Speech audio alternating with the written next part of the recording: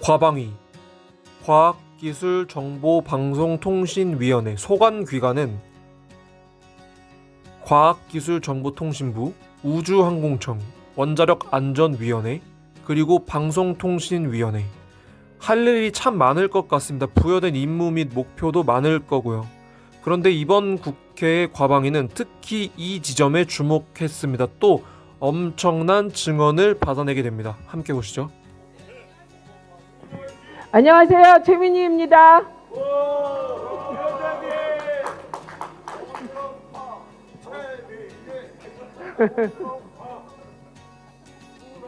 사실 돌아보면 22대 국회에 와서 저희가 관행을 바꾼 게 많이 있습니다.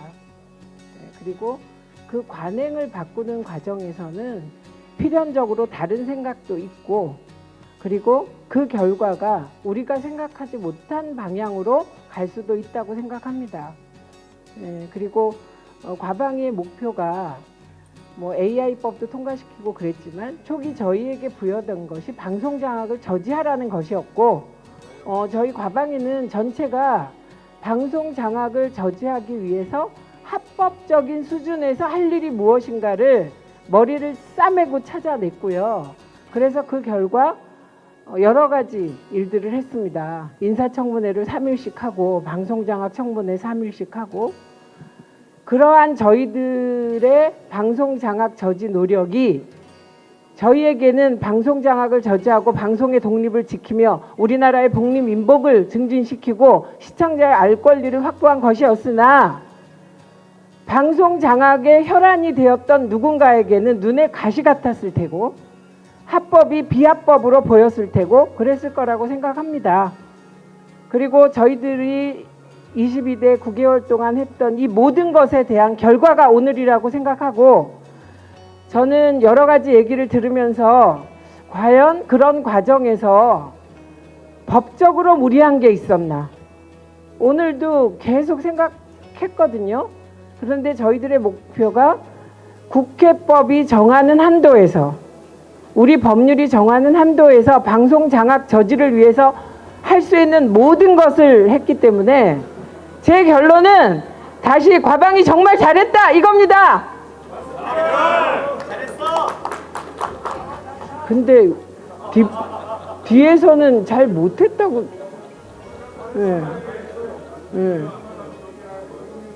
아, 과방위만 잘난 척했네. 예, 그렇게 생각합니다. 그리고 앞으로도 합법적이며, 그리고 시민들이 동의하는 방식, 그리고 우리 의원님들이 동의하는 방식으로 저희 과방위는 저희가 할 일을 차곡차곡 해나가도록 하겠습니다. 화이팅입니다. 네, 저희가 하실 말씀이 있으시면 잠시 시간 드리겠습니다. 아닙니다. 네, 먼저 들어가겠습니다. 고생하셨습니다. 저는 김종인 증인, 장경식 증인, 그리고 김준희 참고인에게 질문하겠습니다. 먼저 김종인 증인과 장경식 증인 나와주시죠. 화면 띄우시죠.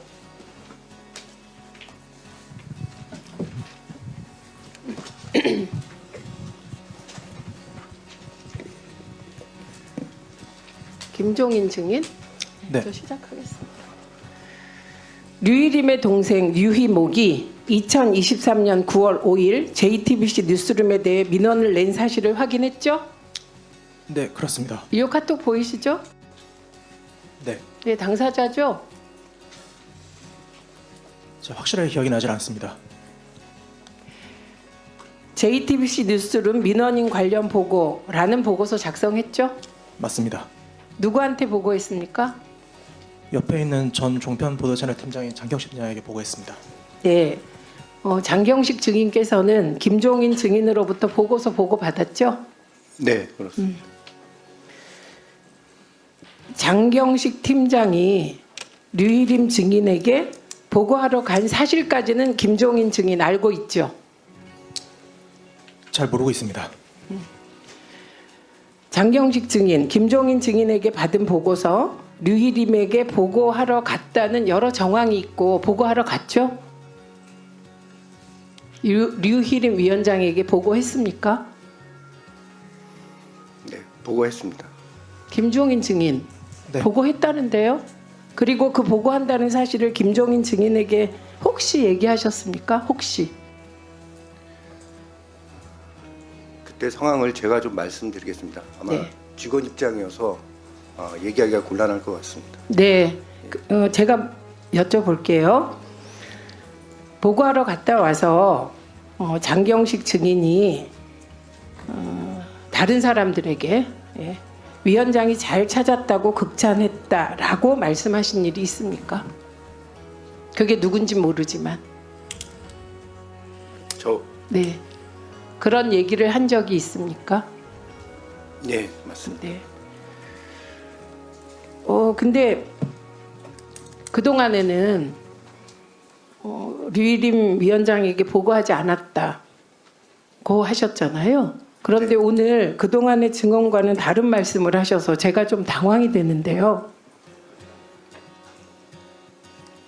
여러 차례 과방에서 보고한 적 없다고 하셨는데 갑자기 증언을 바꾸시게 된 혹시 이유가 있을까요?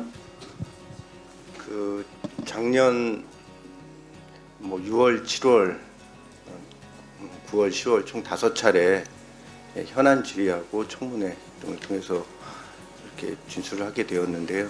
그 사실과 다른 내용을 위원님들께 말씀드리면서 그 양심의 가책과 이제 심적 고통을 많이 겪었습니다. 그래서 있는 사실은 있는 사실대로 이렇게 말씀드리는 게 맞겠다 싶었고요. 수사기관 이전에 과방에서 제가 잘못된 진술을 했기 때문에 여기에서 번복하는 것이 맞다고 생각하였습니다. 그 류일임 위원장이 장경식 단장 과거 장경식 단장이 권익위 조사에서 류일임에게 보고하지 않았다라고 진술한 뒤 장경식 단장에게 류일임 위원장이 고맙다, 잘 챙겨주겠다라고 2차례 말한 일은 있습니까? 네, 미안하다 이런 말씀도 같이 하셨습니다. 박정영 감사실장 계십니까? 예. 지금 들으셨죠? 예. 네, 재조사하세요. 관련 사건 재조사하세요. 들어가세요. 재조사 필요성이 제기되고 있지 않습니까? 그냥 답변하십시오. 재조사할 필요성이 생긴 거죠, 지금 이 제가 순간. 알기로는 이 신청을 관련해서 권익위에 저희가 조사 결과는 통보했고요. 권익위에 이 신청을 한 것으로 알고 있습니다. 권익위에 자, 조사가 이루어질 거라고 잠깐만요. 보고요. 방심위 차원에 조사하십시오. 방심위도 일하라고요, 감사실장님. 네, 관련 법과 규정에 따라서 검토해 보겠습니다. 네, 오늘 완전히 다른 증언이 나왔기 때문에 하셔야 됩니다. 김종인 증인은 들어가셔도 좋고요. 예. 구글 부사장 면담 관련해서 몇 말씀 여쭙겠습니다. 네, 류일임과 함께 미국을 방문해서 마컴 에릭슨 구글 부사장을 만난 적 있죠? 네, 네, 근데 그 부사장이 불법 유해 유튜브 콘텐츠를 신속 삭제 차단하겠다고 약속한 적이 있습니까?